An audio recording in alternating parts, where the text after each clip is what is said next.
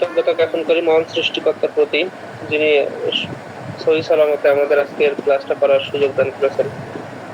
তো আজকে আমাদের যে আলোচ্য বিষয়টা সেটা হচ্ছে অ্যাসিড নাইট্রিক। অ্যাসিড নাইট্রিক মেডিসিনটা একটা গুরুত্বপূর্ণ মেডিসিন এবং আমাদের অ্যাসিড গ্রুপের ভিতরে যে সকল মেডিসিন গুলো আছে, অ্যাসিড নাইট্রিক আছে, অ্যাসিড ফ্লোর আছে, তারপরে অ্যাসিড ফস আছে, অ্যাসিড ক্রাইসো আছে, অ্যাসিড পিক্রিক আছে। এই সকল মেডিসিনের যে গুণাবলী আছে তার মধ্যে বেশি কার্য সম্পাদন করে সেটা হচ্ছে অ্যাসিড নাইট্রিক। এবং অ্যাসিড নাইট্রিক সম্পর্কে আমাদের তরুণ যারা হোমিওপ্যাথ আছেন কিংবা প্রবীণ যারা আছেন প্রত্যেকেই অবগত আছেন। এটা একটা ডিপ অ্যাক্টিং এবং পলিফেস্ট ব্যক্তি কেন্দ্রিক একটা মেডিসিন, যেটা হচ্ছে সাধারণত যে বৈশিষ্ট্য হচ্ছে ভীষণ দুর্বলতায় এবং যেখানে ক্লান্তিবোধ, যেখানে দুর্বলতা এবং ক্লান্তিবোধ আছে সেখানে কিন্তু অ্যাসিড নাইট্রিকের কথা অবশ্যই আমাদের স্মরণে রাখতে হয়। এখন দুর্বলতা এবং ক্লান্তিবোধ এই দুটো মেডিসিন, এই দুটো লক্ষণ এদের উপর ভিত্তি করে এখানে কার্বোভেজ এবং চায়না দুটো মেডিসিনও কিন্তু পাওয়া। তো চায়না কার্বোভেজ এই দুটো মেডিসিনের যে গুণাবলী অর্থাৎ মেডিসিনের যে কথাটা সেটা হচ্ছে কিসে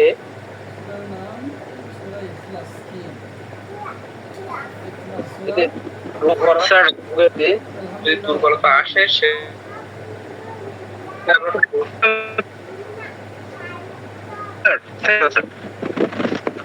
স্যার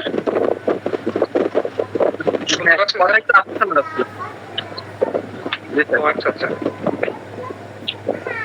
তো দুর্বলতা যেখানে রোগ ভোগ করার পরবর্তী সময়ে দুর্বলতা থাকে সেখানে হচ্ছে আমরা কার্বোভেজ এবং চায়না এই দুইটা মেডিসিন, বিশেষ করে সাধারণ দুর্বলতা, এই জ্বরে ভুগলো কিংবা সাধারণত হঠাৎ করে কোথাও আঘাত হয়েছিল কিংবা অ্যান্টিবায়োটিক সেবন করেছে কিংবা দেখা যায় যে কিছুদিন যাবৎ বিভিন্ন ধরনের পীড়ায় ভুগেছে, সামান্য মানে যেটা অ্যাকিউট পীড়ায় ভুগেছে, ভোগার পরে যে যখন দুর্বলতা চলে আসে ওই সময়টাতে আমরা চায়না এবং কার্বোভেজটাতে অবশ্যই চিন্তা করি। কিন্তু যখন দেখবেন যে রোগী ক্রনিক পর্যায়ে অর্থাৎ তাদের জীবনের উপরে, এটা আমরা বলি স্টিম রোলার চালানো, অর্থাৎ জীবনটাকে একদম ধ্বংস করে দিবে, এমন পর্যায় থেকে যখন দুর্বলতাটা দেখা যায় তখন কিন্তু আমরা অ্যাসিড নাইট্রিককে অবশ্যই মাথায় রাখবো।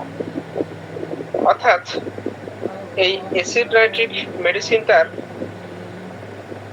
যে দুর্বলতা, এই দুর্বলতা হচ্ছে ধ্বংসাত্মক পর্যায় থেকে উঠে আসা একজন ব্যক্তি কিংবা যুদ্ধক্ষেত্রে যুদ্ধ করতে করতে যে সময় ক্লান্তি বোধ চলে আসে, অর্থাৎ ভাইটাল ফোর্সটা যখন একদম লোয়ার পজিশনে চলে যায়, লোয়ার পজিশন থেকে আস্তে আস্তে আস্তে আস্তে পুনরুদ্ধার হয়ে যখন একটা ব্যালেন্সে এসে যায়, ওই সময়টাতে যখন বেশি দুর্বলতা থাকে ওই জায়গাটাতে কিন্তু আমরা অ্যাসিড নাইট্রিকের কথা চিন্তা করে থাকি। তো এই অ্যাসিড নাইট্রিক মেডিসিনটার বুকার ডক্টর স্যামুয়েল হ্যানিম্যান স্যার, এবং এটার উৎসটা হচ্ছে অ্যাসিড থেকে, অর্থাৎ কটু একটা দুর্গন্ধযুক্ত যে অ্যাসিড, এই অ্যাসিডকে ডাইলুট করা হয় এবং ডাইলুট করার পরে এদেরকে বিভিন্ন শক্তিতে রূপান্তরিত করা হয়। দেখেন এই অ্যাসিড নাইট্রিক মেডিসিনটা যখন প্রুভিং করা হয় তখন কিছু কিছু লক্ষণ আমরা পেয়েছিলাম, আমরা আমাদের বইতে পেয়েছি যে লক্ষণগুলো স্যামুয়েল হ্যানিম্যান স্যার লিপিবদ্ধ করেছেন। যখন এই ওষুধটা প্রুভিং করার চিন্তা ভাবনা হলো তখন এই একটা মুখ খাটো একজন ব্যক্তির উপরে এবং যে ব্যক্তিটার শরীরের রংটা কালো, এই ব্যক্তির উপরে এই ব্যক্তিটার উপরে এই ওষুধটা প্রয়োগ করা হয় যখন প্রুভিং করানো হয়। এবং এনার উপরে প্রয়োগ করার পরে ঠিক 10-15 দিন এই রোগ মানুষটার শরীরের যে সকল জয়েন্ট গুলো আছে এই জয়েন্ট গুলোতে ফাটা অবস্থা দেখা দিল, বিশেষ করে ঠোঁটে, বিশেষ করে এদের একজিলা অর্থাৎ বগলে, কিংবা তাদের ফুসকিতে, কিংবা তাদের হাঁটুতে, হাঁটুর যে জয়েন্ট আছে, কিংবা হাতের যে সকল জয়েন্ট গুলো আছে এই জয়েন্ট গুলোতে, কিংবা রেকটামে বিভিন্ন ধরনের ফাটল দেখা দিল। এবং এই মানুষটার রেকটামে প্রচন্ড আকারে জ্বালা দেখা দিল, সেই সাথে সাথে কোষ্ঠকাঠিন্যতা দেখা দিল। এবং এই মানুষের যে প্রস্রাবটা করতেছে, প্রস্রাব এবং পায়খানা, এই প্রস্রাব পায়খানায় দারুণ দুর্গন্ধ দেখা দিল। সেই সাথে সাথে এদের যে ফাটা স্থানগুলো, বলেছি যে জয়েন্ট গুলো আছে সেই জয়েন্ট গুলো ফেটে গেল এবং ফাটা স্থান থেকে কিছু সময় জন্য রস আসতেছিল, যে রসটা খুব বেশি দুর্গন্ধযুক্ত এবং প্রচন্ড আকারে ওই ক্ষত স্থানগুলোতে ব্যথা অনুভূত হয়েছিল, যে ব্যথার ধরনটা ছিল খোসা লাগা। এবং এই মানুষটার যে খাদ্য তালিকা ছিল, অর্থাৎ এই মানুষটার সাধারণ অবস্থা থেকে যখন অ্যাসিড নাইট্রিকে রূপান্তরিত হয়ে গেল, তখন এই মানুষটার ভিতরে চর্বি জাতীয় জিনিস খাওয়ার আকাঙ্ক্ষা দেখা দিল এবং লবণ খাওয়ার আকাঙ্ক্ষা দেখা দিল। দেখেন, আমি গতদিনে মেবি পূজার একটা ক্লাসে বলেছিলাম যে লবণ প্রিয় এই কথাটা শুনলেই আমরা কিন্তু নেট্রম্বিউরের কথাটা চিন্তা করে থাকি, কিন্তু শুধু লবণ প্রিয় কি শুধু নেট্রম্বিউরেই আমরা পাবো এটা তো না। দেখেন, লবণ প্রিয় এই জিনিসটা সানিকিউলার রোগীরা খুব বেশি লবণ প্রিয়, মেডোরিনামের রোগীরা লবণ প্রিয়, থুজার রোগীরা লবণ প্রিয়, নেট্রামিউরের রোগীরা লবণ প্রিয়, আর্জেন্টাম নাইট্রিকামের রোগী লবণ প্রিয়, সরিনামের রোগীর লবণ প্রিয়, অ্যাসিড নাইট্রিকের রোগী লবণ প্রিয়, কার্সিনোসিনের রোগীরা লবণ প্রিয়। অর্থাৎ লবণ প্রিয় কথা বলে কিন্তু আমরা কোনো ক্রমেই নেট্রামিউরকে ধরো না চিন্তা করি। প্রত্যেকটা ঔষধের যে ধরন আছে, লক্ষণ আছে, এই লক্ষণ এবং ধরন বিচারে এই সকল মেডিসিনের কিন্তু মধ্যে অনেক সময় এই লক্ষণগুলো লবণ প্রিয়তা পাওয়া যায়। সুতরাং যখন অ্যাসিড নাইট্রিককে প্রুভিং করা হলো, তখন ওই ব্যক্তিটার উপরে লবণ খাওয়ার আকাঙ্ক্ষা দেখা দিল এবং চর্বি জাতীয় জিনিস খাওয়ার আকাঙ্ক্ষা দেখা দিল। এছাড়াও এদের মানসিক সিমটমের ভিতরে যে জিনিসটা দেখা দিল, এই রোগীটা, এই মানুষটা, যে পেটে মানুষটা এবং কালো মানুষটার উপরে অ্যাসিড নাইট্রিক প্রুভিং করা হয়েছিল, এই মানুষটা শান্ত স্বভাবের ছিল, কিন্তু কিছুদিনের ভিতরে এদের রুক্ষ মেজাজ দেখা দিল। এবং এদের যে মেজাজটা দেখা দিল, এই মেজাজটা যখন হয়, তখন কিংবা রাগটা যখন হয়, এ সময়ে এদের যদি একটু সান্ত্বনা দেয়া হয় কিংবা সান্ত্বনা দেয়া হয়েছিল তখন কিন্তু এদের রাগটা আরো বেশি বেড়ে গিয়েছিল। এছাড়াও এদের যে এই যে রোগীটা, এই মানুষটার যখন অ্যাসিড নাইট্রিকে রূপান্তরিত হলো, এই মানুষটা তখন ভ্রমণ প্রিয়, এদের ভিতরে প্রিয়তা এদের এই মানুষটার ভিতরে দেখা দিল। অর্থাৎ যখন সে ভ্রমণ করতেছে তখন সে কিন্তু খুব ভালো থাকতেছে। অর্থাৎ অ্যাসিড নাইট্রিক যে প্রুভিং করার সময় যে সকল লক্ষণগুলো দেখা দিয়েছিল, তার মধ্যে এই সকল লক্ষণগুলো কিন্তু বিদ্যমান হলো এবং এই লক্ষণগুলো পরবর্তীতে লিপিবদ্ধ করা হলো। এবং এই লিপিবদ্ধ করা যে সকল লক্ষণ, এই লক্ষণগুলো কিন্তু অ্যাসিড নাইট্রিকের মূল লক্ষণ হিসেবে বিবেচিত হয়। সুতরাং দেখেন, আপনাদের চেম্বারে যখন কোনো রোগী আসবে, তখন যদি কোনো রোগীর জয়েন্ট গুলোতে, বিশেষ করে যে সকল এগুলো আছে, জয়েন্ট গুলো আছে, অর্থাৎ হাতের আঙ্গুলের জয়েন্ট আছে, কিংবা আমাদের যে পায়ের যেগুলো আছে, আঙ্গুলের ফাঁক গুলো আছে, একজিলাটা আছে, কিংবা কানের গোড়াটা আছে, এই জায়গায় যদি কোনো প্রকারের ক্ষত দেখা যায়, এছাড়াও যদি এদের ক্ষতস্থানের যে ডিসচার্জটা অর্থাৎ স্রাবটা, এই স্রাবটা যদি দুর্গন্ধযুক্ত হয়, কটু গন্ধযুক্ত হয় এবং রোগী যদি বদমেজাজি হয়ে থাকে, এছাড়াও শীত কাতর হয়ে থাকে। দেখেন অ্যাসিড গ্রুপের যে সকল মেডিসিন গুলো আছে প্রত্যেকটা মেডিসিনের শীত কাতর, শুধুমাত্র অ্যাসিড ফ্লোর আর অ্যাসিটিক অ্যাসিড এই দুইটা মেডিসিন বেবি আপনার গরম কাতর, আর অধিকাংশ মেডিসিন গুলোই কিন্তু শীত কাতর। সুতরাং অ্যাসিড নাইট্রিক মেডিসিনটা কিন্তু উচ্চ শীত কাতর, অর্থাৎ প্রথম শ্রেণীর শীত কাতর। যদি কিনা দেখা যায় যে অধিক শীত কাতর এবং যদি তাদের জিহ্বাটা যদি থাকে ফাটা ফাটা মতো, লাল মতো, এছাড়াও যদি দেখা যায় এ সকল রোগীদের অধিক পরিমাণে বদ মেজাজ চলে আসছে, তাহলে কিন্তু অ্যাসিড নাইট্রিক মেডিসিনটা আমরা অবশ্যই ব্যবহার করতে পারবো। অর্থাৎ এই অ্যাসিড নাইট্রিকের যে ক্রিয়াস্থল গুলো আছে, এই ক্রিয়াস্থলটার ভিতরে আমরা দেখি যে এরা অস্থির উপরে অর্থাৎ হাড়ের উপরে, চর্মের উপরে, মিউকাস মেমব্রেনের উপরে, মস্তিষ্ক সন্ধিস্থলের উপরে, গ্ল্যান্ডের উপরে, রেকটামের উপরে, ভ্যাজাইনাল উপরে এরা অধিক পরিমাণে কাজ করে। এদের মায়োজমেটিক ব্যাকগ্রাউন্ড আমরা দেখি, তাহলে এরা সেকেন্ড গ্রেডের অ্যান্টিসোরিক, ফার্স্ট গ্রেডের অ্যান্টিসাইকোটিক, ফার্স্ট গ্রেডের অ্যান্টিসিফলিটিক। এবং যদি দেখা যায় যে কোনো মানুষের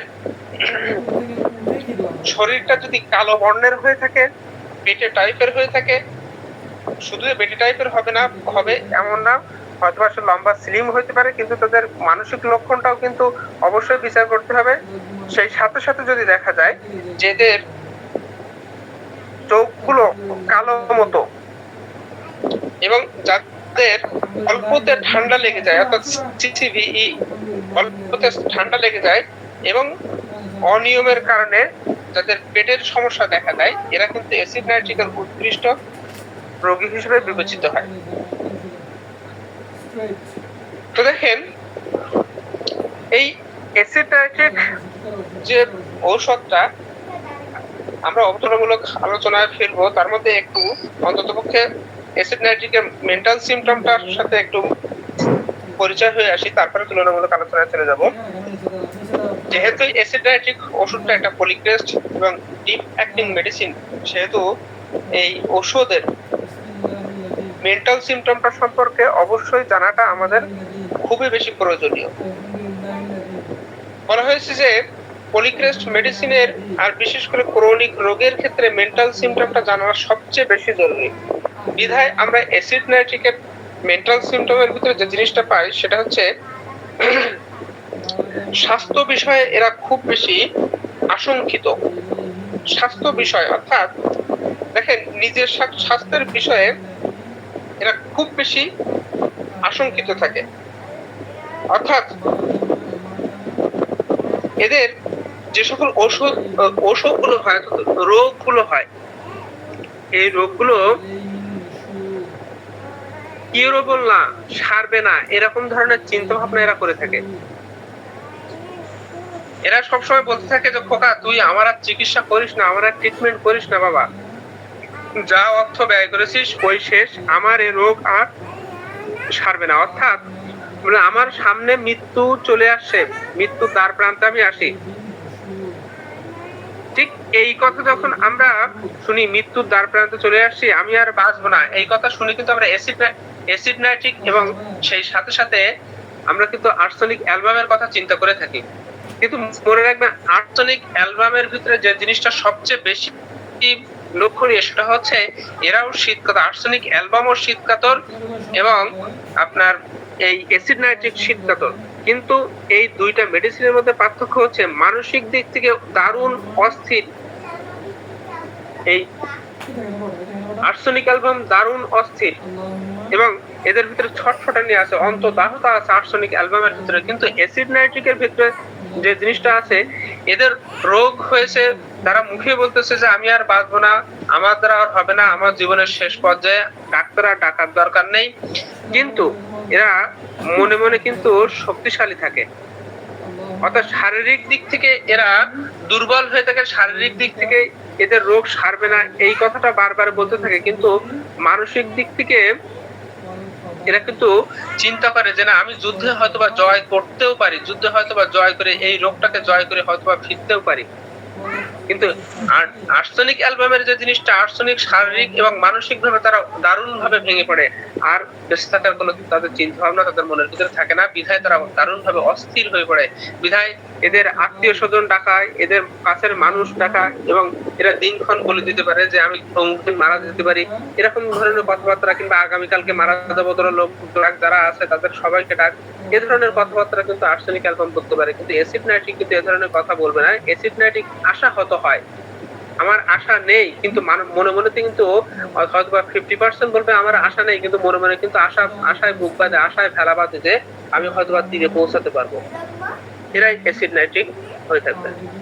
অ্যাসিড নাইট্রিকের রোগীদের ভিতরে বিশেষ করে অ্যাসিড নাইট্রিক একটা ফার্স্ট গ্রেডের অ্যান্টিসিফিলিটিক মেডিসিন, কারণ অ্যাসিড গ্রুপের যে সকল মেডিসিন গুলো আছে প্রত্যেকটা অ্যান্টিসিফিলিটিক পর্যায়ে আছে, অর্থাৎ এদের ভিতরে দয়ামাহীনতা এই জিনিসটা কিন্তু অধিক পরিমাণে দেখা যায়। দয়ামাহীন, দেখেন দয়ামাহীন সিফিল নামের রোগীরাও হয়ে থাকে, দয়ামাহীন অ্যাসিড ফ্লোরের রোগীরা হয়ে থাকে, দয়ামাহীন অ্যাসিড বেনজোইকের রোগীরা হয়ে থাকে, কিংবা দয়ামাহীন হাইসিয়ামাস এই সকল, কিংবা স্ট্রামোনিয়ামের রোগীরা হয়ে থাকে। কিন্তু অ্যাসিড নাইট্রিকের যে রোগীরা, এই রোগীরা তারা একদম দয়ামাহীন, পিটায় মেরে ফেলতে পারে। এদের ভিতরে সিম্প্যাথি জিনিসটা, এই জিনিসটা কিন্তু কখনোই কাজ করবে না, এরা কোনো বিষয়ে কম্প্রোমাইজ করতে পারবে না। অ্যাসিড নাইট্রিক, যে মানুষটা হয়তো বা দেখা যায় যে সংসারের বাবা যদি অ্যাসিড নাইট্রিক হয়ে থাকে, তাহলে এরা কখনোই অন্যায় জিনিসটা, এরা কখনোই তার বিরুদ্ধে আচরণ জিনিসটা, কিংবা এরা কখনোই তাদের মতের বাইরে যাওয়া জিনিসটা কখনোই সহ্য করবে না। এবং যদি কারোর উপর ক্ষিপ্ত হয় তাহলে হয়তোবা তার সাথে কখনোই কথা বলবে না, সে যতই পায়ে ধরুক, যতই হাতে ধরুক, যতই যা করুক, কোনো কম্প্রোমাইজ নেই। অ্যাসিড নাইট্রিকের রোগীরা এই ধরনের হয়ে থাকে। এরা অধিক পরিমাণে রাগী হয়ে থাকে, অ্যাসিড নাইট্রিক অধিক পরিমাণে রাগী, এত বেশি রাগী যে এদের রাগটা থামানোটাই দুষ্কর। এদের যখন রাগ ওঠে, অ্যাসিড নাইট্রিকের রোগীদের যখন রাগ ওঠে, তখন এদের হিতাহিত জ্ঞান থাকে না, এরা অধিক পরিমাণ রসকসহীন হয়ে থাকে। যদি কারোর উপরে একবার রেগে যায় তাহলে কিন্তু তার আর নিস্তার নেই। তার যেমন আপনার এপিসমেলের রোগীরা যতক্ষণ না পর্যন্ত ওর রাগটা ওই জায়গায় না ঝাড়তে পারবে, কারোর উপরে হয়তো বা কারোর উপরে রাগ হয়েছে, তার যতক্ষণ না পিটাতে পারবে ততক্ষণ সে ক্ষান্ত হবে না। কিন্তু অ্যাসিড নাইট্রিকটা তার চেয়েও বেশি, হয়তোবা ছুরি দিয়ে যদি আঘাত করে, তা আঘাত করতে করতে যদি অ্যাসিড নাইট্রিক রোগী হয়ে থাকে, আঘাত করতে করতে তার কাছে মরে যাওয়ার পরেও আঘাত করতে পারে, এত বেশি রাগ। এদের রাগের কারণে এরা অধিক পরিমাণে অ্যাসিড নাইট্রিক অধিক পরিমাণে রসকসহীন হয়ে থাকে। এবং এই রসকসহীনতার কারণে তারা সমাজের যে সকল মানুষগুলো আছে, এই মানুষগুলোর সাথে কখনোই ভালোভাবে চলতে পারে না, মানুষগুলোর সাথে মানায় চলতে পারে না। অর্থাৎ খিটখিটামি জিনিসটা, কিংবা যদি দেখা যায় যে বদমেজাজি, হঠকারিতা, এই জিনিসগুলো দেখা যায়, তাহলে প্রথম শ্রেণীর ওষুধ যদি হয় তাহলে আমরা কিন্তু অ্যাসিড নাইট্রিককে বিবেচনা করতে পারি। খিটখিটামি এই জিনিসটা শুধু অ্যাসিড নাইট্রিকের ভিতরে না, দেখেন ল্যাকেসিসের রোগীরা অধিক পরিমাণে খিটখিটে স্বভাবের হয়ে থাকে।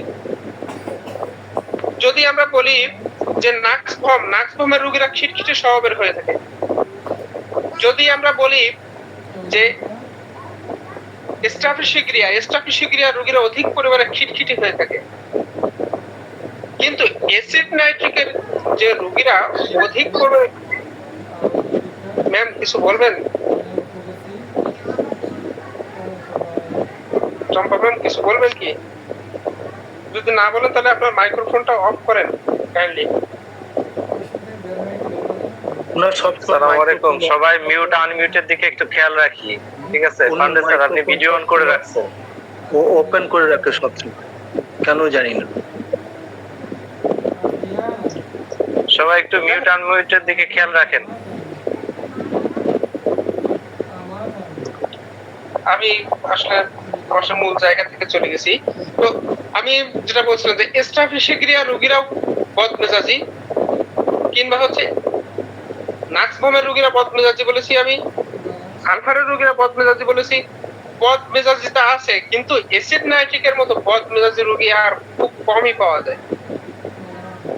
অর্থাৎ এদের ভিতরে সৌজন্যতা জিনিসটা বললাম না, যদি কারোর উপরে যদি তারা বিরাজ হয়, যদি কারোর উপরে রাগ একবার হয়ে থাকে, তার সাথে কখনোই সে কথা বলবে না, কখনোই তাদের ভিতরে সৌজন্যতা বোধ এই জিনিসটা থাকবে না।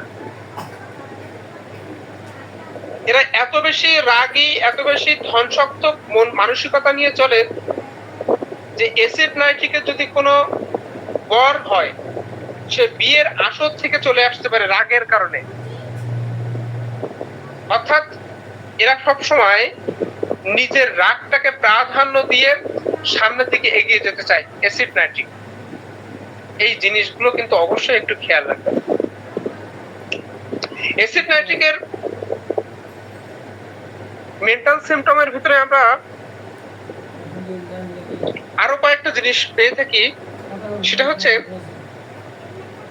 এরা সবসময় মরার বিষয়, মৃত্যু বিষয়ে এরা খুব বেশি সচেতন থাকে। অর্থাৎ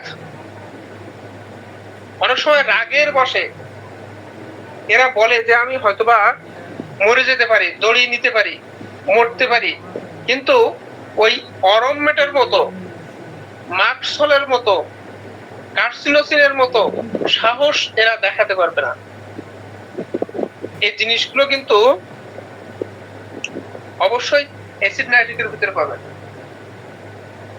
তো দেখেন, যেহেতু আজকে তুলনামূলক আলোচনা, তো তুলনামূলক আলোচনার আমরা অ্যাসিড নাইট্রিককে অন্যান্য মেডিসিনের সাথে অবশ্যই তুলনা করতে পারি।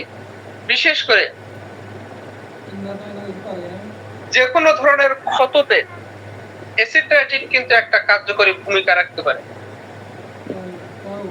যদি দেখা যায় কোন প্রকার ক্ষত, বিশেষ করে জিহ্বার ক্ষত কিংবা শরীরের কোন স্থান ক্ষত হয়েছে, হয়তোবা দেখা যায় যে অ্যাক্সিডেন্ট করেছে কোন একজন ব্যক্তি, তো অ্যাক্সিডেন্ট করার পরে সেই স্থানটাতে ক্ষত হয়ে গেছে।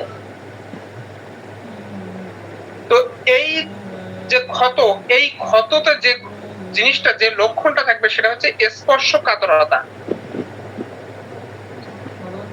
এবং ওই ক্ষত থেকে যে ডিসচার্জটা আসবে অধিক পরিমাণে দুর্গন্ধযুক্ত। দেখেন, স্পর্শকাতরতা, দুর্গন্ধযুক্ত এবং শীতকাতর, এই তিনটা জিনিস এটা হিপাস সালফারের ভিতরে এবং অ্যাসিড নাইট্রিকের ভিতরে কিন্তু খুব বেশি পাওয়া যায়। হিপাস সালফারেরও স্পর্শকাতরতা আছে, হিপাস সালফারের ভিতরেও কিন্তু শীতকাতরতা আছে, হিপাস সালফারের ভিতরে কিন্তু হঠকারিতা আছে, হিপাস সালফারের ভিতরে কিন্তু রাগ জিনিসটা আছে, ক্ষমা জিনিসটা কিন্তু হিপাস সালফারের ভিতরে কখনোই থাকবে না, ক্ষমা করতে পারে না হিপাস সালফার। ঠিক অপোজিট ক্ষেত্রগুলোতে অ্যাসিড নাইট্রিকের ক্ষেত্রেও কিন্তু এই স্পর্শকাতরতা, শীতকাতরতা, এ সকল জিনিসগুলো কিন্তু পাওয়া যায়।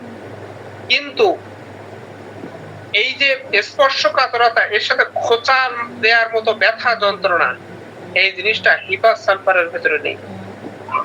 এখান থেকে কিন্তু হিপাস সালফার এবং আমরা অ্যাসিড নাইট্রিককে পার্থক্য করতে পারি। অর্থাৎ রোগী এই কথাটা বলবে যে আমার আক্রান্ত স্থানটা যেন খোঁচা মারার মতো একটা বেদনা হচ্ছে,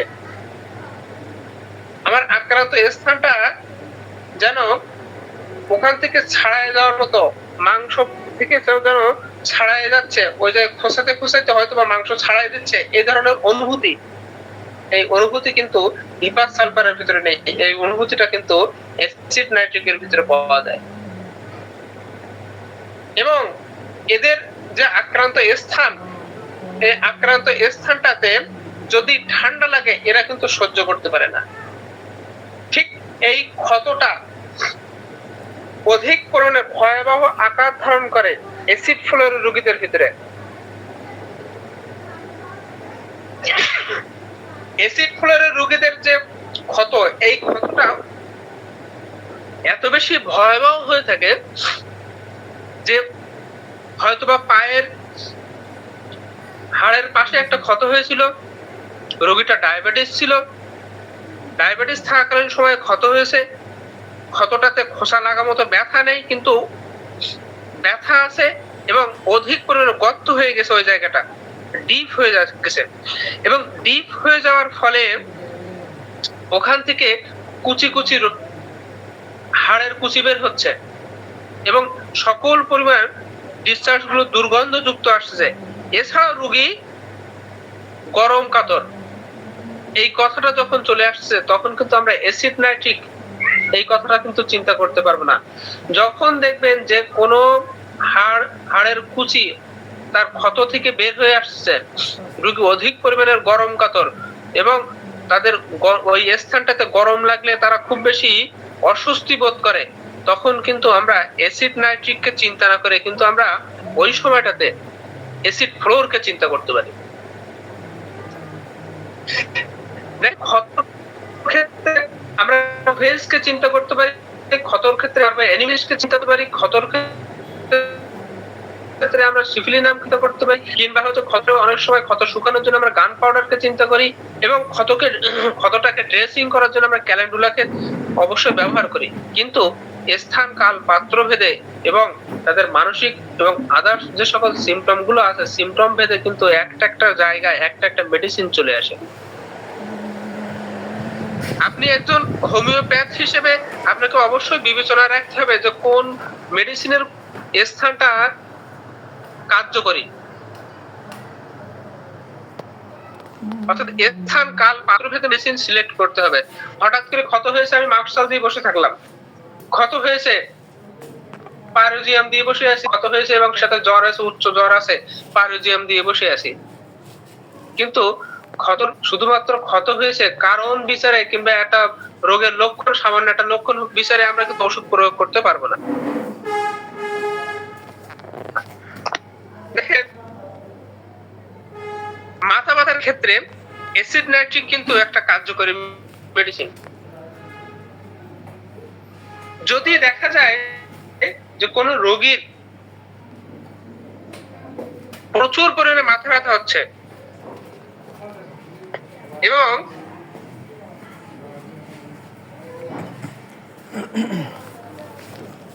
এই মাথা ব্যথা রোগী হচ্ছে যে মাথায় কেউ পরিস্থিতি খোঁচা দিচ্ছে, বিশেষ করে যখন আবহাওয়ার পরিবর্তন হচ্ছে, তাপমাত্রা পরিবর্তন ঘটতেছে, এই সময়টা তো যখন দেখা যায় যে মাথা ব্যথাটা হচ্ছে বিশেষ করে মাথার চারিপাশ দিয়ে ব্যথা হচ্ছে এবং খোঁচা মারা মোটা, সেই সাথে সাথে মাথা মনে হচ্ছে পিষিয়ে ফেলার মতো একটা যন্ত্রণা। এই ধরনের যন্ত্রণা যখন, এই ধরনের মাথা ব্যথা যখন আসবে এবং অন্যান্য সিমটম যখন আসবে, তখন কিন্তু আমরা অ্যাসিড নাইট্রিককে ভাবতে পারি। মাথা ব্যথার ক্ষেত্রে আমরা অনেকগুলো মেডিসিন পাবো। মাথা ব্যথার ক্ষেত্রে আমরা বেলেডোনা পাবো, মাথা ব্যথার ক্ষেত্রে গ্লোনিয়াইন পাবো, মাথা ব্যথার ক্ষেত্রে নেট্রামিউর পাবো, কিংবা মাথা ব্যথার ক্ষেত্রে অ্যাসিড ফস পাবো, অ্যাসিড পিক্রিক পাবো। কিন্তু এই যে পিষে ফেলার মতো, খোঁচা লাগার মতো এবং সমস্ত মাথা জুড়ে ব্যথা হচ্ছে, সেই ব্যথাটা একটু ঠান্ডা প্রয়োগে বেশি বৃদ্ধি পাচ্ছে, একটু ভ্রমণ করলে কিংবা এক স্থান থেকে অন্য স্থানে স্থানান্তরিত হলে ব্যথাটা উপসম্বোধ করতেছে, এই জায়গাটা কিন্তু অ্যাসিড নাইট্রিক। ডান পাশের মাথা ব্যথাতে আমরা স্যাঙ্গোনিয়া নাই, কিংবা ডান পাশের মাথা ব্যথাতে আমরা আর্জেন্টাম নাইট্রিকাম, কিংবা ডান পাশের মাথা ব্যথাতে অনেক সময় আমরা ফর্মিকা রূপা মতো মেডিসিন ব্যবহার করে থাকি। কিন্তু যখন দেখা যায় যে মাথার মাঝখান বরাবর ব্যথা আছে, খোঁচা লাগার মতো ব্যথা, তখন কিন্তু অ্যাসিড নাইট্রিক আসতে পারে। ওই খোঁচা লাগার মতো ব্যথা, এই কথাটা কিন্তু মনে রাখবেন। যখন দবদবানি ব্যথা থাকবে তখন গ্লোরাইন কিংবা এনেট্রমিউর এই ধরনের মেডিসিন কিন্তু আসতে পারে। রোগী অধিক দিন যাবৎ পড়াশোনা করতেছে, পড়াশোনা করে তাদের দুর্বলতা আছে, শরীরে দুর্বলতার কারণে মাথা নিচু করতে পারতেছে না, মাথা প্রচুর ব্যথা, অ্যাসিড পিকনিককে দেখবেন। ধাতু দুর্বলতা, অধিক দিন যাবৎ মাস্টারবেশন করেছে, মাস্টারবেশন করার ফলে তাদের শরীরের আর ওই ভাইটাল ফোর্সটা সঠিকভাবে কাজ করতে না, শরীর দুর্বল হয়ে গেছে, প্রেশার হয়ে যাচ্ছে, মাথা ব্যথা হচ্ছে, অ্যাসিড ফসকে চিন্তা করতে পারবেন। চোখে ঝাপসা দেখতেছে, ঘাড়ের নিচে মাথার ঠিক আমাদের মাথার শেষ প্রান্ত পিছনের ভাগে ব্যথা হচ্ছে, চোখে ঝাপসা দেখতেছে, ভালোভাবে দেখতে পাচ্ছে না, প্রেশার লো হয়ে গেছে, ফাইজাস্টিগামা মেডিসিনটা আমরা লক্ষণ অনুসারে ব্যবহার করতে পারি। প্রেশার বেশি হয়ে যাচ্ছে, প্রেশার বেশি হওয়ার পরে মাথা দবদবানি আছে, খুব বেশি ব্যথা হচ্ছে, আমরা গ্লোনাইন কিংবা আমরা বেলেডোনাকে ব্যবহার করতে পারি। অর্থাৎ স্থান ভেদে মেডিসিন কিন্তু আমরা ব্যবহার করতে পারি। নাকে পলিপাস হয়েছে, পলিপাস হওয়ার পরে মাথা ব্যথা হচ্ছে, বাম পাশের মাথা ব্যথা হচ্ছে, আমরা স্যাঙ্গুরিয়া ক্যানকে ব্যবহার করতে পারি, ল্যাকেসিসকে ব্যবহার করতে পারি। কিন্তু অ্যাসিড নাইট্রিকের ক্ষেত্রটা তাদের মাথা ব্যথাতে যখন খোঁচানোর মতো একটা ব্যথা থাকে, যন্ত্রণা থাকে, পিষে ফেলার মতো মাথা ব্যথা থাকে, যন্ত্রণা থাকে, ঠান্ডা লাগলে তাদের মাথা ব্যথা বেশি বৃদ্ধি পাচ্ছে, এবং ওর যদি একটু স্থান পরিবর্তন করে, স্থানান্তরিত হয় কিংবা একটু ভ্রমণ করে, তাহলে যদি তাদের মাথা ব্যথার উপশম বোধ করে, তাহলে কিন্তু অ্যাসিড নাইট্রিক আমরা ব্যবহার করতে পারি। দেখেন, অ্যাসিড নাইট্রিকের রোগীদের ভিতরে আরো একটা বিশেষণ আছে যে এদের ঘাম জিনিসটা এদের শরীরে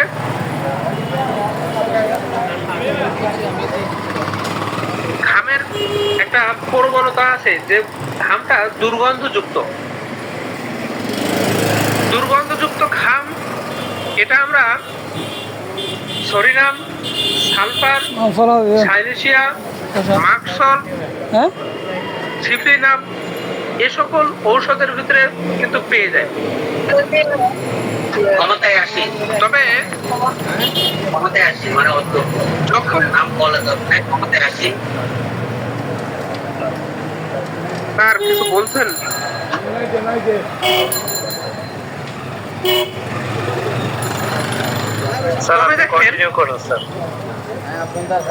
তবে দেখেন যে অ্যাসিড নাইট্রিকের যে ঘামটা অধিক পরিমাণে দুর্গন্ধ, বিশেষ করে হাতের পায়ের তালুর যে ঘাম, এই ঘামটা অধিক পরিমাণে দুর্গন্ধযুক্ত।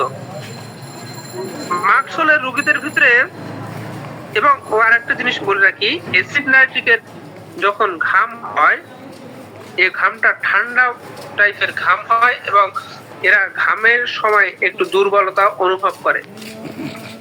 ঠিক মাকসলের রোগীদের ভিতরে প্রচুর পরিমাণে ঘাম আছে। এই মাকসলের রোগীদের ভিতরে ঘাম যত বেশি হয়, তত বেশি এদের রোগটা বৃদ্ধি হয়।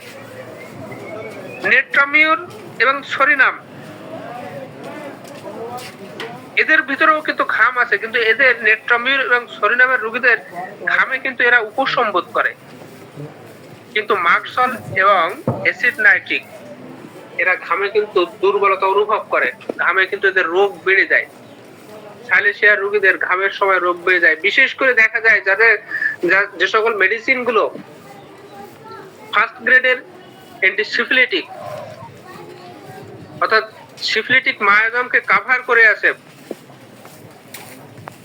বিশেষ করে ফার্স্ট গ্রেডে কভার করে আছে, এই সকল রোগীদের অধিকাংশ সময় দেখা যায় যে যত ঘাম বেশি হয় তত বেশি এরা দুর্বলতা অনুভব করে। অধিকাংশ রোগীদের ভিতরে দেখা যায়। এবং এই ঘামগুলো সিফিলিটিক মায়োজমের রোগীদের এই ঘামগুলো কিন্তু দুর্গন্ধযুক্ত হয়। সেটা যদি হয় আপনার মাকসলের রোগী, সেটা যদি হয় হিপাস সালফারের রোগী, সেটা যদি হয় সাইলিস কিংবা অ্যাসিড গ্রুপের যে সকল রোগীগুলো আছে, এ সকল রোগীরা, তাহলে কিন্তু এদের ঘামে প্রচুর পরিমাণে দুর্গন্ধযুক্ত একটা আবরণ থাকবে। এই কথা কিন্তু আমাদের মাথায় রাখতে হবে।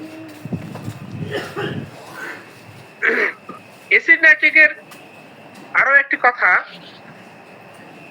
এই অ্যাসিড নাইট্রিকের রোগীদের রেকটম, বিশেষ করে পাইলসের রোগীদের, এদের রেকটমটা ফাটা ফাটা থাকে এবং যখন দেখা যায় যে এদের রেকটামটা ফাটা ফাটা সহ ছিঁড়ে ফেলার মতো যন্ত্রণা, খিঁচুনির মতো যন্ত্রণা এবং গোস ফোটানোর মতো যন্ত্রণা, এ ধরনের যন্ত্রণা দেখা যায় যখন, তখন কিন্তু আমরা এই অ্যাসিড নাইট্রিককে চিন্তা করতে পারি। দেখেন ডক্টর হেলমাস এই কথা বলেছেন যে মলদ্বারে যে সময় অধিক পরিমাণে খোঁচা লাগা মতো ব্যথা থাকে এবং ওই রোগীর বারে বারে মলত্যাগ করার সময় অধিক পরিমাণে জ্বালা যন্ত্রণা থাকে,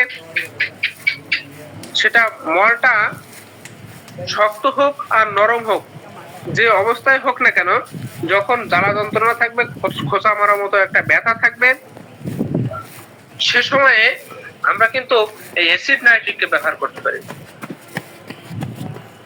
দেখেন খোঁচা লাগা মতো ব্যথা অ্যালুমিনিয়া, নেট্রামিউর এবং র্যাটানিয়া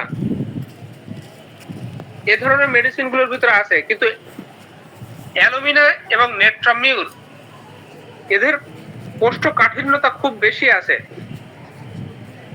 কিন্তু অ্যাসিড নাইট্রিকের ভিতরে কোষ্ঠকাঠিন্যতা এবং কোষ্ঠবদ্ধতা, অর্থাৎ এদের পায়খানাটা নরম হইতে পারে কিন্তু মল পরিষ্কার হচ্ছে না, আবার অনেক সময় শক্ত হইতে পারে, সেই সাথে সাথে খোঁচা লাগা মতো ব্যথা, একটু গরম কোনো কিছুতে সেকে দিলে উপশম বোধ করছে, ঠান্ডা কোনো কিছু প্রয়োগে কিংবা ঠান্ডা লাগলেই তাদের ব্যথা অনুভূত হচ্ছে, সেই সাথে সাথে রোগীর মেজাজটা দারুণ খিটখিটে হয়ে যাচ্ছে, যত বেশি ব্যথা হচ্ছে, যত বেশি যন্ত্রণা হচ্ছে, রোগী দারুণ খিটখিটে হয়ে যাচ্ছে। এ সময় কিন্তু আমরা অ্যাসিড নাইট্রিক ব্যবহার করতে পারি। কিন্তু যদি রোগী গরম কাতর হয়, যদি রোগীর ভিতরে লবণ প্রিয়তা দেখা যায়, লবণ প্রিয়তা আমরা অ্যাসিড নাইট্রিকের কথা বলেছি, কিন্তু গরম কাতর হয়, প্রচুর পরিমাণে ঘাম প্রবণ হয়, অধিক পরিমাণে কোষ্ঠকাঠিন্যতা যদি থাকে এবং রোগী যদি শুষ্ক স্বভাবের থাকে, সেক্ষেত্রে আমরা কিন্তু নেট্রামিউর ব্যবহার করতে পারি, অ্যালুমিনিয়া ব্যবহার করতে পারি। যদি দেখা যায় যে প্যাথোলজিক্যাল রিপোর্টে দেখা যাচ্ছে যে রোগীর মল পরিষ্কার হচ্ছে না, মলটা শ্যাডো হয়ে গেছে, সেই সাথে সাথে মলদ্বারের কুটকুটানি একটা ব্যথা আছে, যন্ত্রণা আছে, চুলকানি আছে, কোষ্ঠকাঠিন্যতা আছে, র্যাটানিয়া আমরা কিন্তু ব্যবহার করতে পারি। তাহলে দেখেন অ্যাসিড নাইট্রিকের ক্ষেত্রটা আমরা কি হচ্ছে, মলদ্বারটা ফেটে যাচ্ছে, রেকটামটা ফেটে যাচ্ছে, খোঁচা মারার মতো দবদবানি একটা ব্যথা হচ্ছে, যদি খোঁচা মারার কথা বলি সেক্ষেত্রে কোলিংসোনিয়ার কথা আসতে পারে, কিন্তু খিটখিটে মেজাজ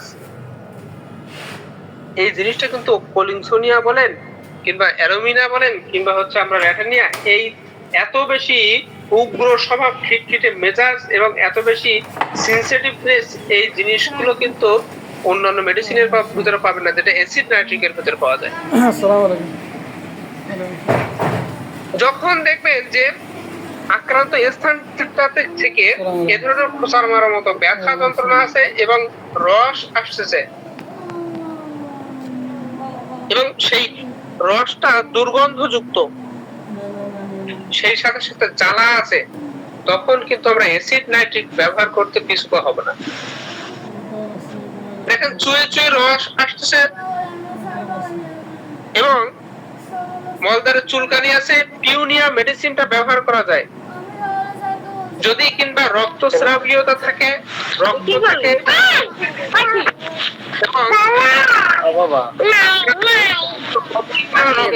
এটা বন্ধ করে দেবো। লাগার মতো ব্যথা নেই, পছন্দ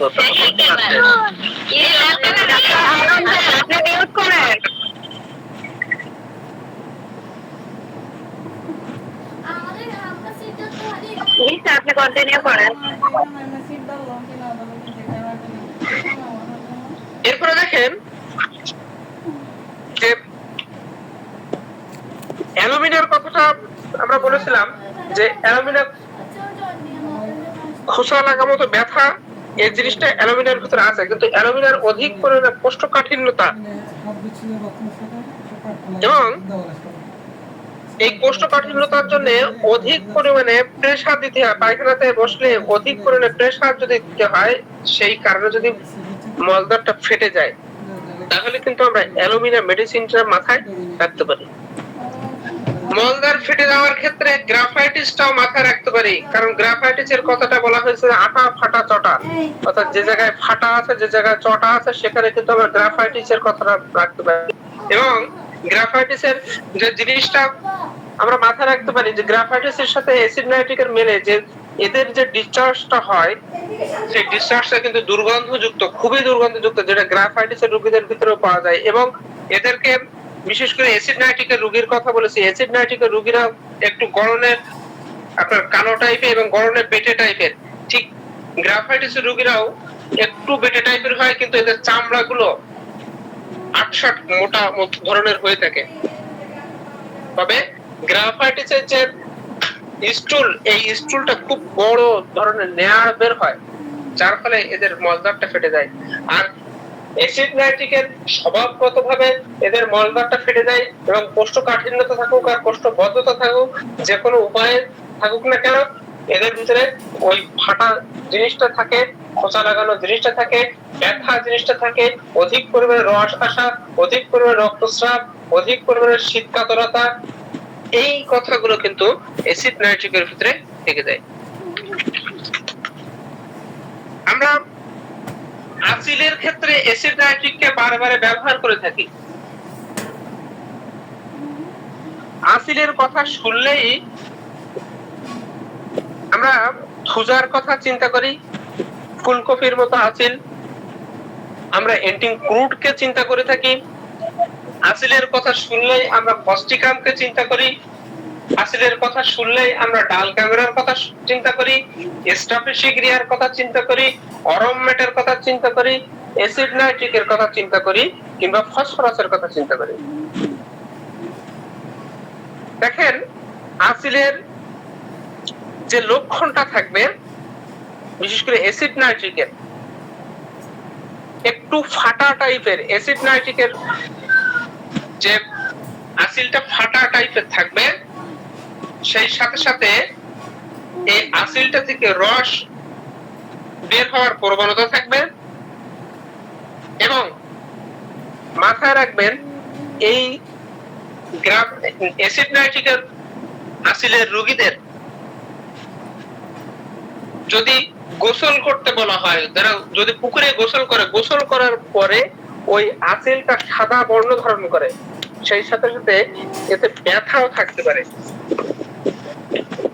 যদি ব্যথা থাকে, রস যুক্ত থাকে, এবং গোসলের পরে যদি সাদা বর্ণ ধারণ করে, তাহলে কিন্তু আমরা অ্যাসিড নাইট্রিকটা চিন্তা করতে পারি। ফাটা আসিল, আসিল ফাটা, এটা থুজাতেও আছে, কিন্তু এই অ্যাসিড নাইট্রিকের মতো রস যুক্ত না। এন্টিম ক্রুডের ভিতরে আছে, কিন্তু অ্যাসিড নাইট্রিকের মতো এত স্পর্শকাতরতা না। অ্যাসিড নাইট্রিকের আসিল সবসময় রসপূর্ণ থাকে, রস ঝরতে থাকে, একটু খোসা লাগলে, একটু কোনো কিছু লাগলে রস ঝরে কিংবা রক্ত আসে। এই রক্ত আসে, আসিল থেকে রক্ত বের হয়। আমরা সিনাবেরিস কিংবা ফসফরাস, এই মেডিসিন গুলো কিন্তু চিন্তা করতে পারি। যদি জিভায় আসিল হয়, অনেকটা ক্ষেত্রে দেখা যায় জিভায় আসিল পাওয়া যাচ্ছে। আমি কিছুদিন আগে একটা পেয়েছি জিভায় আসিল। আমরা যদি ওই জায়গাটাতে দেখি যে অধিক ব্যথাযুক্ত আছে, ব্যথা আছে, আসিলটা ব্যথা আছে, এবং এক সাইডটা, অর্থাৎ আসিলের এক সাইডটা একটু ছাড়ানো মতো মনে হচ্ছে ছাড়াই যাবে, বারবার জিভ লাগায়, ওই জায়গাটাতে আমরা অরমমেটকে চিন্তা না করে কিংবা থুজাকে চিন্তা না করে অ্যাসিড নাইট্রিককেও চিন্তা করতে পারি, যদি কিনা খুব বেশি ব্যথা থাকে।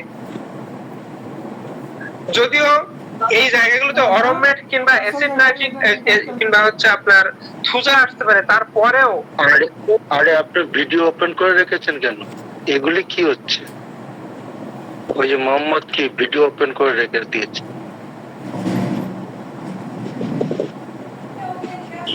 উনি হয়তোবা বুঝতে পারতেছেন না। স্যার আপনি কথা ই করার দরকার নাই, ভিডিও অন থাকলে আমি অফ করে দিব স্যার, আমি মনিটরিং করছি স্যার, আপনি ক্লাস নেন। ওকে ওকে। তো যদি দেখেন যে এই আসিলটা একটু ছাড়ানো টাইপের, বারবার রোগী কিন্তু এই কথাটা বলে বারবার জিভ দিতে হচ্ছে, কিন্তু ওই জায়গাটাতে ব্যথা,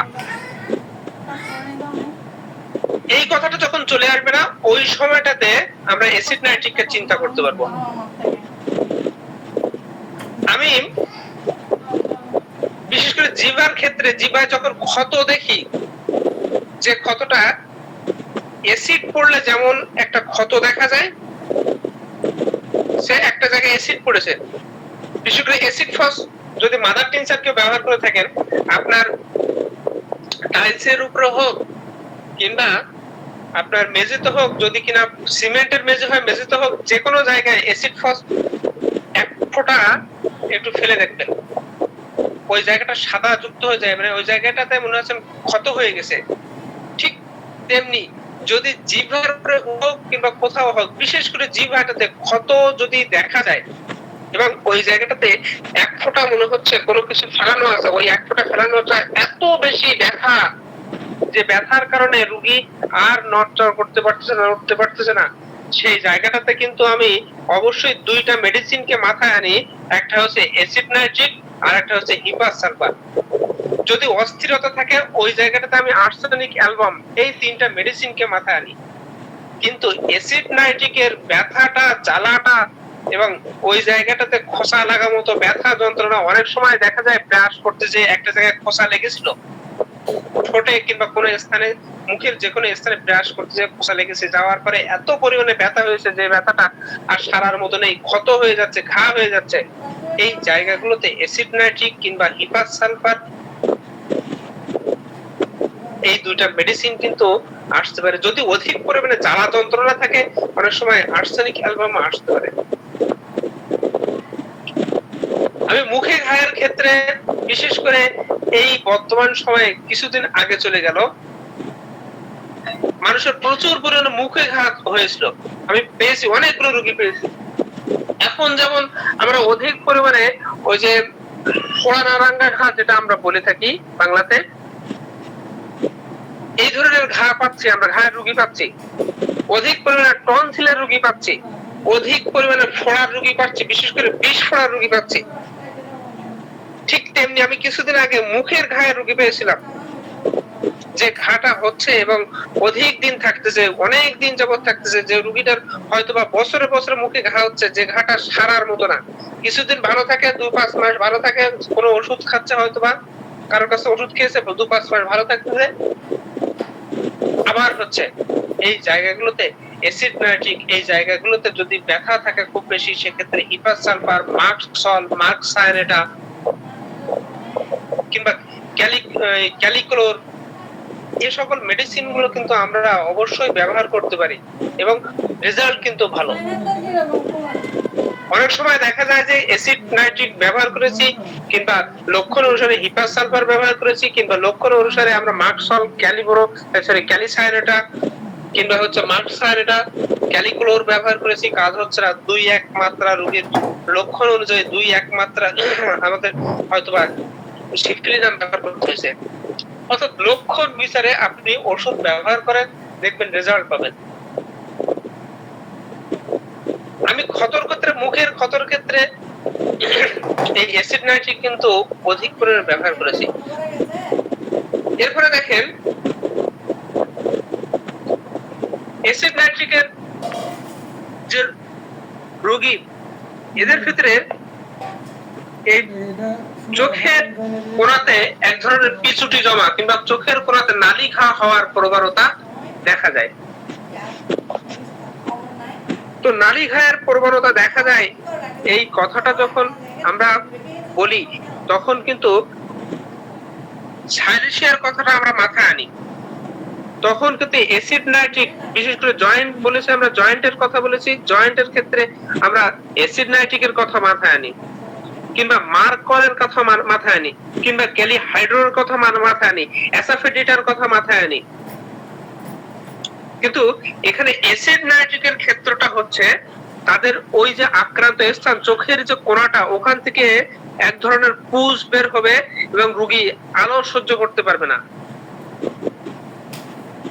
এবং রোগীর ভিতরে রোগীর চোখে এক ধরনের জ্বালা পোড়া থাকবে, জ্বালা পোড়া হতে থাকবে, যেটা সাইলেশিয়ার রোগীদের ভিতরে এই ধরনের জ্বালা পোড়া দেখা যায় না। তাদের সাইলেশিয়ার রোগীদের এই চোখের কোণাতে পুজ আসে, যে পুজটা অনেক সময় রক্ত মিশ্রিত, রক্ত এবং পুজ দুইটা মিশ্রণে পুজটা বের হয়। কিন্তু অ্যাসিড নাইট্রিকের যে রোগী, এই রোগীটার যখন পুজটা বের হয় অধিক পরিমাণে দুর্গন্ধযুক্ত থাকতে পারে, অধিক পরিমাণে পিচ্ছিল যুক্ত থাকতে পারে, জ্বালা পোড়া থাকতে পারে, এবং রোগী আলোর দিকে তাকাতে পারে না।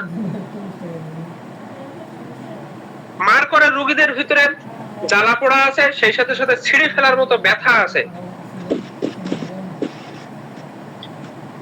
এবং ক্যালিহাইড্রোর রোগীদের ভিতরে এই ধরনের জ্বালা পোড়া সহ চোখের কোণেতে ঘা সহ চোখের উপরের পাতা অংশ কিন্তু ভিতরের অংশ ঘা থাকে, এবং রোগী মনে করে কাটা বিঁধে আছে, এই ধরনের ব্যথা কিন্তু থাকে।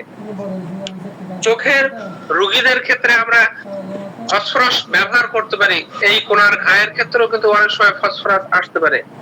কিন্তু মার্কসলের অনেকটা লক্ষণ, হিপার সালফারের লক্ষণ আসতে পারে। কিন্তু অ্যাসিড নাইট্রিককে আমরা তুলনা করব যে অ্যাসিড নাইট্রিকের রোগীদের ভিতরে যন্ত্রণা থাকবে, জ্বালা থাকবে, আলোক সহ্য হবে না, এবং যে ডিসচার্জটা আসবে ডিসচার্জটা বিদারক অর্থাৎ ক্ষতযুক্ত, এবং যে জায়গাটাতে লাগে অনেক সময় ক্ষত হয়ে যায়, দুর্গন্ধযুক্ত একটা ডিসচার্জ হয়। এরাই হচ্ছে অ্যাসিড নাইট্রিক। এবং যদি রোগী শীত কাতর হয়ে থাকে তাহলে তো কোনো কথাই নেই। এবং যখন দেখা যায় যে এই ঘা হয়েছে, ক্ষত হয়েছে, সেই সময় রোগী অধিক পরিমাণে খিটখিটে স্বভাবের হয়ে গেছে, তাহলে এক বাক্যে আমরা অ্যাসিড নাইট্রিককে ব্যবহার করতে পারবো। অর্থাৎ অ্যাসিড মানে ধ্বংসাত্মক, অ্যাসিড মানে ধ্বংস করে দেবে, জ্বালায় দিবে, পোড়ায় দিবে, এই কথাটা কিন্তু বারে বারে বলে থাকবে। অ্যাসিড মানে ধ্বংসাত্মক, জ্বালাবে, পোড়াবে, ক্ষত করবে।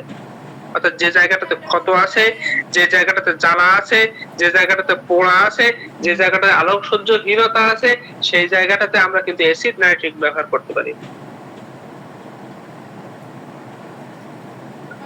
অর্থাৎ লক্ষণ দেখাটা আমাদের জন্য খুবই বেশি জরুরি। যদি আমরা লক্ষণকে বিচার না করতে পারি তাহলে কিন্তু আমরা কখনোই কোনো ওষুধ ব্যবহার করতে পারবো না। আমি চর্মরোগের ক্ষেত্রে অ্যাসিড নাইট্রিক ব্যবহার করে থাকি। চর্মরোগের ক্ষেত্রে শুধু অ্যাসিড নাইট্রিক না, অনেকগুলো মেডিসিন আমরা ব্যবহার করে থাকি। সেটা যদি অ্যাসিড নাইট্রিকের সমকক্ষ হিসেবে ধরি, আমরা গ্রাফাইটিসকে পেয়ে যাব, মেজোরিয়ামকে পেয়ে যাব, সালফারকে পেয়ে যাব। কিন্তু চর্মরোগের ক্ষেত্রে অন্য অনেকগুলো মেডিসিন, বিশেষ করে দেখেন আজকে একটা চর্মরোগের রোগীর কথা বলি আমি, রেডিয়াম ব্রোমের রোগী। আমি বহুদিন যাবত ট্রিটমেন্ট করতেছি এই রোগীটার, প্রায় 9 মাস থেকে 10 মাস হবে মেবি। তার লক্ষণ বিচারে আমি সালফার দিয়েছি, লক্ষণ বিচারে মার্কসল দিয়েছি, লক্ষণ বিচারে আমি মেজোরিয়াম দিয়েছি, কিন্তু কোনো কাজ হচ্ছে না। একটু পুজটা কমে আসছে, প্রচুর পরিমাণে চর্মপীড়ায়, এবং এখান থেকে পুজ হয়, চুলকানি থাকে, প্রচুর পরিমাণে চুলকানি থাকে, যে চুলকানিটা রাত্রের দিকে বৃদ্ধি হয়। এবং এই রোগীটার এই চুলকানি সহ বাতেরও ব্যথা আছে।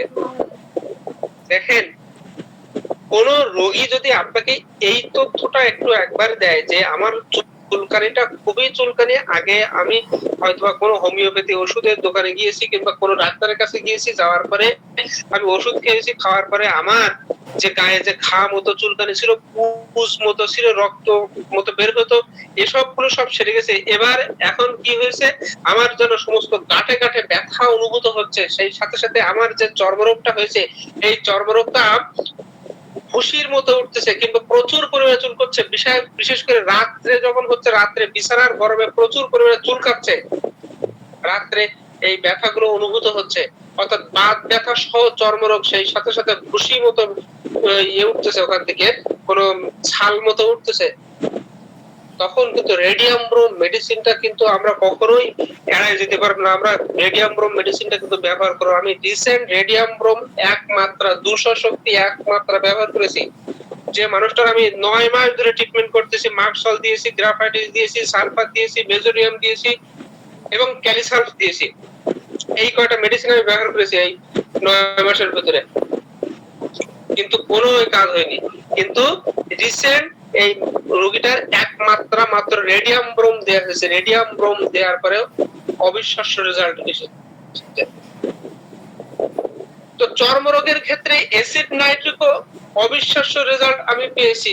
যখন দেখবেন যে এই যে জয়েন্ট গুলোতে ফেটে গেছে, বিশেষ করে এখন কয়েকটা রোগী আমি পেয়েছি কয়েকদিনের ভিতরে, গতকাল রাত্রেও একটা রোগী দেখলাম যে কানের যে আমাদের লতিটা আছে, কানের যে মাংসটা আছে, কানের গোড়াটা আছে, এখান থেকে ফেটে যাচ্ছে, কিংবা বগলে এক ধরনের ফাটা ফাটা চর্মরোগ হয়েছে, কিংবা হাঁটুর নিচের অংশে, হাঁটুর নিচের অংশের যে বগল আছে এখানে এক ধরনের ফাটা ফাটা চর্মরোগ হয়েছে। এ সকল জায়গাগুলোতে যদি চর্মরোগ দেখা যায়, যদি রস থাকে, যদি ব্যথা থাকে, চুলকানি থাকে, এবং গোসলের পরে যদি বৃদ্ধি হয়, ঠান্ডায় যদি বৃদ্ধি হয়, এবং যে রসটা আসছে দুর্গন্ধযুক্ত, রোগী আপনার চেম্বারে আসছে, চেম্বারে আসার পরে আপনার পাশে আশেপাশে দিক বসছে, গন্ধ আসছে রসের, তখন কিন্তু আমরা অ্যাসিড নাইট্রিক মেডিসিনটার কথা কিন্তু চিন্তা করতে পারি। অর্থাৎ লক্ষণ বিচারে মেডিসিন, লক্ষণকে বিচার করতে হবে। শুধু মেডিকা পড়ে গেলাম, শুধু বড় বড় লেকচার শুনলাম, সবকিছু ইয়ে করলাম, আমার মাথায় কিছু করলাম না, আত্মস্থ করলাম না, হস্তস্থ করলাম না, মনস্থ করলাম না, ওইভাবে রোগ হয়েছে ওষুধ দিয়ে গেলাম, চর্মরোগ আসলেই সালফার দিই, চর্মরোগ আসলেই গ্রাফাইটিস দিই, চর্মরোগ আসলেই মেজোরিয়াম দিই, সরিনাম দিই, কিংবা পেট্রোলিয়াম দিচ্ছি, শীতকালে বৃদ্ধি পাচ্ছে পেট্রোলিয়াম দিচ্ছি, শীতকালে বৃদ্ধি পাচ্ছে আমরা হিপা সালফার দিচ্ছি। এইটা না হোমিও ট্রিটমেন্ট, এই না হোমিও ট্রিটমেন্ট ওই বিচার করে না রোগ হয়েছে, রোগের এই ট্রিটমেন্ট, এই ওষুধ, এটা বিচার করে না। হোমিওপ্যাথি যারা রিয়েল হোমিওপ্যাথ, তারা কিন্তু ওই লক্ষণের বিচার করে যে লক্ষণটা রোগীর ভিতরে আছে, অর্থাৎ রোগীর চিকিৎসা করি আমরা, কখনো রোগের চিকিৎসা করি না। আমরা এই যে বর্ষাকাল আসছে, বর্ষাকালে প্রচুর রোগী পাবেন, বিশেষ করে গ্রামের যে রোগী। আমি আজকে একটা লাইভ করছিলাম, আমার আজকে মনে খুব স্বাদ জাগলো যে আমি কোন এলাকাতে বাস করি। আমি যখন আমার বাইকটা নিয়ে যাই, তখন বিলের দুই পাশের মাঝখান দিয়ে যাচ্ছিলাম, এবং বিলে দেখা যাচ্ছিল অনেকগুলো গরু চড়তেছে, মানুষগুলো চড়তেছে। অর্থাৎ এই বর্ষাকালীন সময়ে গ্রামের মানুষরা দেখবেন অধিক পরিমাণে পানি কাদায় কাজ করে, অধিক পরিমাণে। আমাদের গ্রামের মায়েরা তো দেখি যে এখন তো একটু কমে গেছে, এখন তো সব জায়গায় পাকা হয়ে গেছে, পিচ হয়ে গেছে, কিন্তু আমাদের মায়েদের দেখতাম যে খালি পায়ে এই উঠানে, এই আমাদের গরু পালা কিংবা হাঁস মুরগি পালা কিংবা ছাগল পালা, এই পালতেই আছে এনারা, খালি পায়ে ঘুরতে, খালি পায়ে সমস্ত সবকিছু কাজ কাম করতে। কিন্তু রাত হইলে আমাদের যে তুতে আছে, এই তুতে লাগায়, কিংবা সরকারি এক ধরনের কি মেডিসিন পাওয়া যায় লাল জাতীয়, পায়ের যে ফাঁক আছে, হাতের যে ফাঁক আছে, এই ফাঁকতে পাকুই ধরে, এই সকল জায়গাতে লাগাতেই যাচ্ছে। অনেক সময় কাগজ পড়ে আমি দেখতাম যে আমার মায়েরও মাঝে মাঝে হয়তো, যেহেতু আমাদের বাড়িটা খুব গ্রামের অঞ্চলে ছিল, ওই সময় আমি মায়ের দেখতাম যে কাজ পড়ায়, তো কাজ পড়ে ওই আঙুল ফাঁকে দিত, দিলে কি বলতো, আমি বলতো আমার কি হবে, তো বলতো যে এখানে পাকুই লাগে না, কাগজ পড়ায় দিলে কিংবা তুতে দিলে। আমাদের একটা বোতল ছিল তুতে, তুতে দিলে এই পাকুই লাগে না। কিন্তু এই জায়গাগুলোতে হাতের আঙ্গুল, পায়ের আঙ্গুল হেজে যাচ্ছে, পাকুই লেগেছে, ফেটে যাচ্ছে, এই জায়গাগুলো কিন্তু অ্যাসিড নাইট্রিক অধিক পরিমাণে কার্যকরী, অধিক পরিমাণে কার্যকরী। আপনারা যারা গ্রামে ট্রিটমেন্ট করছেন, গ্রামে ডাক্তারি করছেন, তাদের জন্য এটা অনবদ্য একটা মেডিসিন, অ্যাসিড নাইট্রিক এবং গ্রাফাইটিস। শহরের অনেকগুলো রোগী পেয়েছি আমি, শহরের রোগী যাদের হচ্ছে অধিক দিন সময় পানিতে কাজ করতেছে, পানিতে কাজ করার ফলে হাতের যে ফাঁকগুলো আছে, এই হাতের ফাঁকগুলোতে সাদা হয়ে গেছে, ব্যথা হয়ে যাচ্ছে। এবং এই জায়গাগুলো তো সারতেছে না, সেই জায়গাগুলোতে যদি কিংবা খোঁচা লাগার মতো ব্যথা যন্ত্রণা থাকে এবং ওই জায়গাটা এত বেশি ফেটে গেছে যে ভিতরের মাংস পর্যন্ত দেখা যাচ্ছে, এই অবস্থা যদি হয় তাহলে কিন্তু আমরা অ্যাসিড নাইট্রিককে ভুলে যাব না। অ্যাসিড নাইট্রিক কিন্তু এই জায়গায় উৎকৃষ্ট মেডিসিন। অন্যান্য লক্ষণ বিচার করেন, গ্রাফাইটিসের সাথে বিচার করার লক্ষণ বিচার করেন, গ্রাফাইটিসের সাথে কিন্তু এদের তুলনা করা যায়। গ্রাফাইটিসের রোগীদের ভিতরে কিন্তু এই ফাটা জিনিসটা আছে। গ্রাফাইটিসের রোগীদের ভিতরে যে আমাদের যে জংশন গুলো আছে, যে এগুলো আছে, আমাদের জয়েন্ট গুলো আছে, এই জায়গায় ফাটা আছে, কিন্তু ব্যথা কিন্তু গ্রাফাইটিসের ভিতরে এত বেশি নেই, কিন্তু এদের ডিসচার্জ গুলো কিন্তু আঠা আঠা মতো, এবং গ্রাফাইটিসের রোগী কিন্তু গরম কাতর মোটা সোটা টাইপের হয়ে থাকে। কিন্তু অ্যাসিড নাইট্রিকের রোগী কিন্তু মোটা সোটা না হলেও এদের চামড়াগুলো, বিশেষ করে অ্যাসিড গ্রুপের যে সকল রোগীরা আছে, এদের চামড়াগুলো পাতলা টাইপের হয়ে থাকে। এই কথাগুলো, এই লক্ষণগুলো বিচার করেন, দেখবেন অবশ্যই আপনি ভালো রেজাল্ট পাচ্ছেন। আমি কানের রোগীদের ক্ষেত্রে অ্যাসিড নাইট্রিক ব্যবহার করে থাকি। যে সকল রোগীদের অধিক দিন পুরাতন কানের পীড়া আছে এবং কানের পীড়া এবং কানের পুজ আছে এবং অধিক ব্যথা যুক্ত আছে, এই ব্যথা, কানের পীড়া, সেই সাথে পুজ, সেই সাথে সাথে শ্রবণ শক্তিহীনতা, শ্রবণ শক্তিহীন হয়ে যাচ্ছে দিন দিন।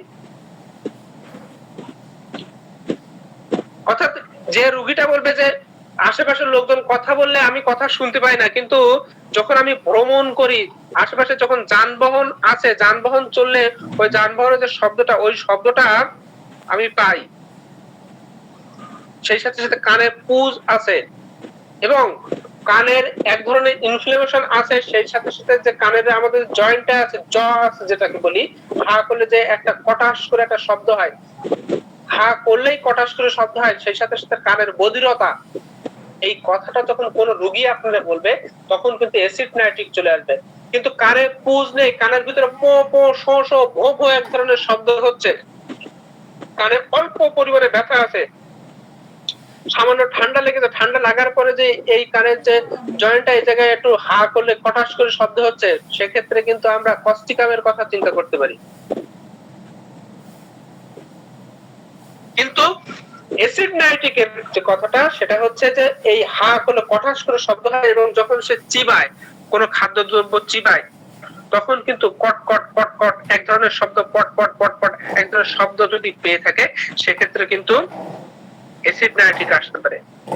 যদি কিনা এই ধরনের কটাস কটাস শব্দ নেই, কিন্তু দুর্গন্ধযুক্ত ডিসচার্জ আসতেছে, কানের ভিতরে ব্যথা আছে এবং এই পুজটা আপনার আঠা আঠা জাতীয়, সেক্ষেত্রে আমরা গ্রাফাইটিসের মেডিসিনটাও কিন্তু ব্যবহার করতে পারি। এ সকল জায়গাগুলো কিন্তু আপনারা অবশ্যই একটু খেয়াল করবেন।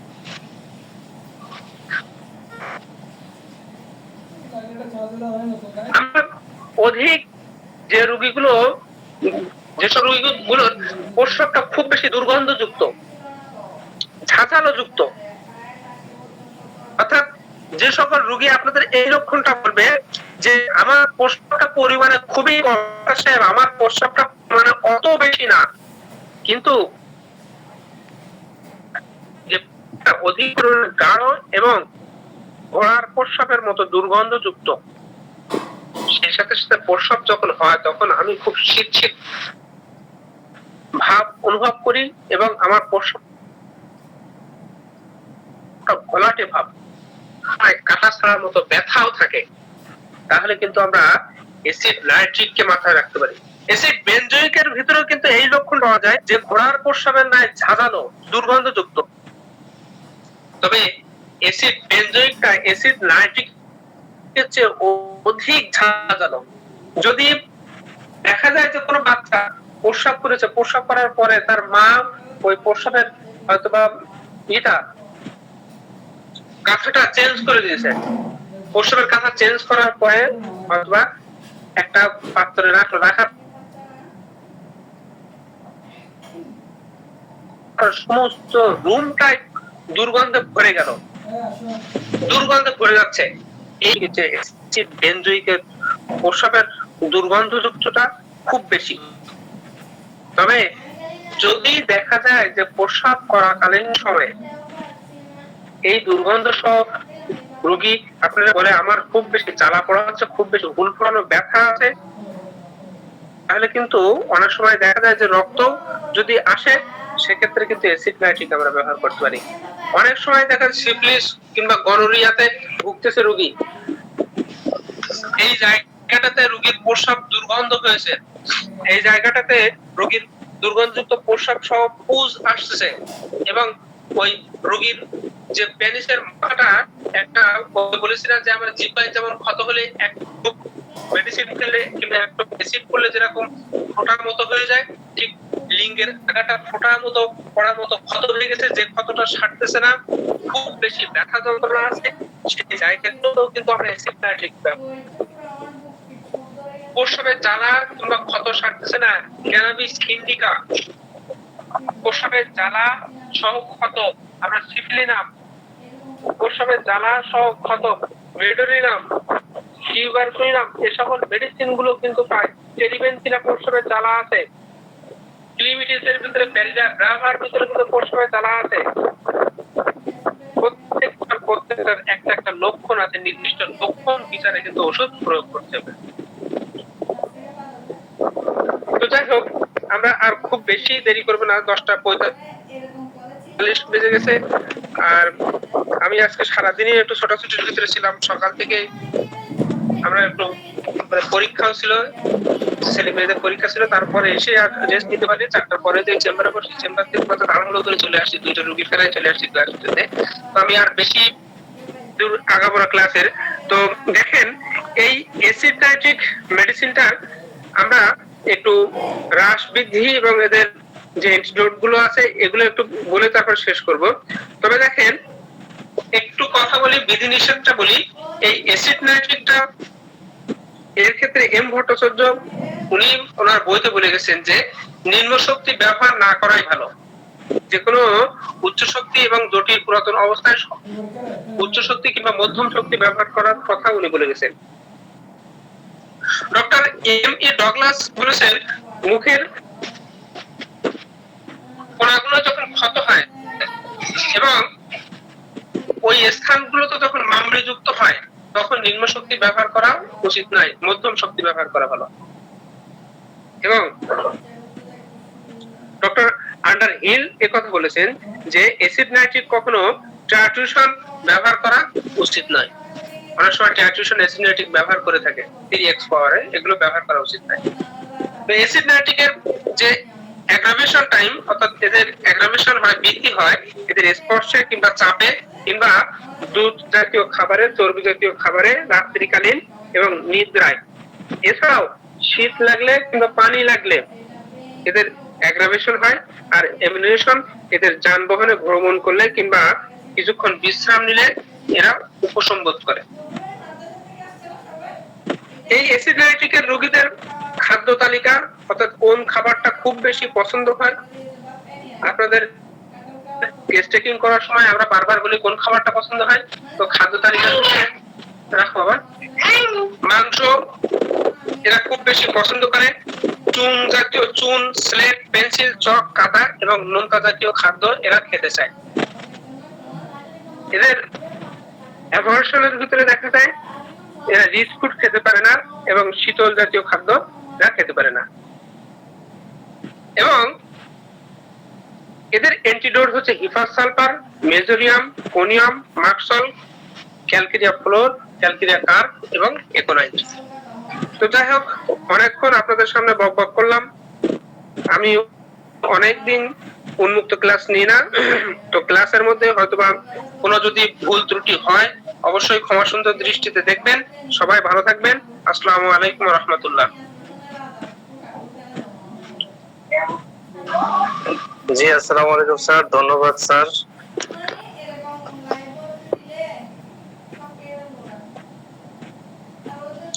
স্যার, আমরা কি তাহলে ক্লাস থেকে লিভ নিতে পারবো?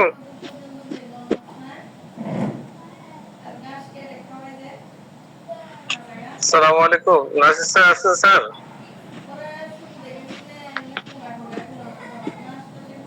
নাসির স্যার কি আছেন? স্যার কি ব্যস্ত আছেন নাকি? স্যার আমরা কি লিভ নিব না কি করব?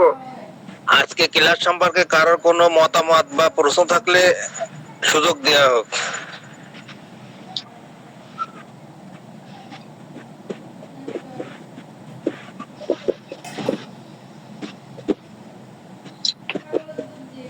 যদি কারো কোনো মতামত থাকে কিংবা কোনো প্রশ্ন থাকে অবশ্যই প্রশ্ন করতে পারেন সংক্ষিপ্ত আকারে।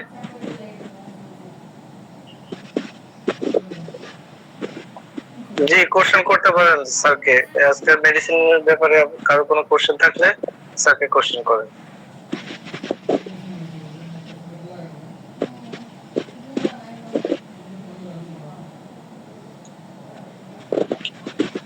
আমার মনে হয় সবাই মেডিসিনটা সম্পর্কে অবগত হয়েছেন। আমার মনে হয় যে অনেকে অবগত হননি। ওই যে মোল্লা নাসিরউদ্দিনের একটা আছে, গল্প আছে স্যার, যে মোল্লা নাসিরউদ্দিন একদিন স্কুলে গেছেন। তো স্কুলে যাওয়ার পরে ওনার যে ছাত্র আছে, অর্থাৎ ছাত্র স্কুলে যে ছাত্রদের জিজ্ঞাসা করতেছে যে তোমরা এই বিষয় সম্পর্কে জানো? সবাই হাত উঠেছে, হ্যাঁ জানি। আবার বলে ঠিক আছে হাত নামাও। এরপরে বলেছে তোমরা এই বিষয় সম্পর্কে জানো না কে কে? সবাই হাত উঠেছে যে আমরা কেউ জানি না। অর্থাৎ সবাই সবকিছু জানে, আবার সবাই সবকিছু জানে না। তো আমাদের এমন যদি হয় তখন কিন্তু আমাদের দুঃখজনক আমাদের জন্য। যাই হোক, আমার মনে হয় না যে ক্লাসের কোনো প্রশ্ন থাকবে। তো সবাই আসলে আপনারা অনেক জ্ঞানী মানুষ। তো আশা করি অ্যাসিড নাইট্রিক সম্পর্কে যতটুকু আলোচনা হয়েছে আলোচনা আপনারা বুঝতে পেরেছেন। তো আমরা মনে হয় এখন লিভ নিতে পারি স্যার। জি স্যার, আজকে ক্লাস এখানে শেষ করে দিন স্যার। জি অবশ্যই স্যার। তো সবাই ভালো থাকেন, সুস্থ থাকেন। আসসালামু আলাইকুম রহমতুল্লাহ।